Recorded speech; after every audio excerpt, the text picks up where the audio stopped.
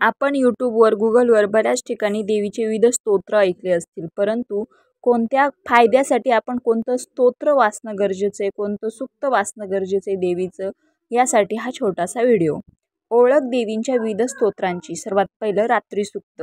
तुम्ही याचं special directly यूट्यूबवर सर्च करू शकता की आपल्या मनाप्रमाणे जर आपल्याला स्तोत्र मिळालं असेल की मला ही अडचण आहे, यावर ही स्तोत्र मला वाचायला हवं, तर ते तुम्ही यूट्यूबवर, गुगलवर सर्च करा. तर सर्वात पहिला आहे रात्री सूक्त. या स्तोत्राचा पाठ रोज संध्याकाळी केल्यास देवी प्रसन्न होऊन आपल्यातील तमोगुणाचा म्हणजेच आळस, नैराश्य दूर करते व दुष्ट शत्रूंचा नाश होतो. दुसरं, देव्या कवच. सर्व देवकवचात श्रेष्ठ कवच आहे. देवी उपासकांनी ह्या कवचाचा पाठ केला असता त्यांना देवी कवच एक अभेद्य कवच प्राप्त होते, त्यामुळे सर्व संकटाचे निराकरण होते.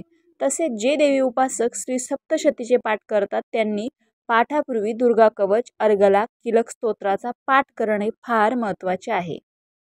3. भगवती किलक स्तोत्र. या स्तोत्राच्या नित्य वाचनामुळे अपमृत्यू ढळतो, आरोग्य, सौभाग्य, संपदा प्राप्त करून देणारे आहे. कृष्णाष्टमी, कृष्ण चतुर्दशीला सकाळ संध्याकाळ वाचन करावे. 4. सिद्धकुंजिका स्तोत्र. आई भगवतीचे हे अतिशय प्रभावी असे स्तोत्र आहे. याचे रोज 9 वेळा वाचन केल्यास एक सप्तशती पाठाचे फळ मिळते. 5. कनकधारा स्तोत्र. हे आद्य शंकराचार्यांनी हे स्तोत्र लिहिलेले आहे. हे स्तोत्र रोज सकाळ संध्याकाळ म्हटले असता धनलक्ष्मी प्राप्ती व सद्भाग्य प्राप्ती होती. 6. देवी अथर्व शीर्ष. या आश्विन महिन्यातील नवरात्र उपासनेत हे स्तोत्र आवर्जून म्हटले जाते. याच्याशिवाय सप्तशतीचा पाठ करणेही फलदायी ठरत नाही. मंगळवार, शुक्रवार, पौर्णिमा ह्या दिवशी हे अवश्य म्हणावे. या दिव्य अथर्व शीर्षाचे एक वार पाठन केले तर पूर्वीच्या 12 तासात जाणता अजाणता केलेल्या पापांचा नाश होतो.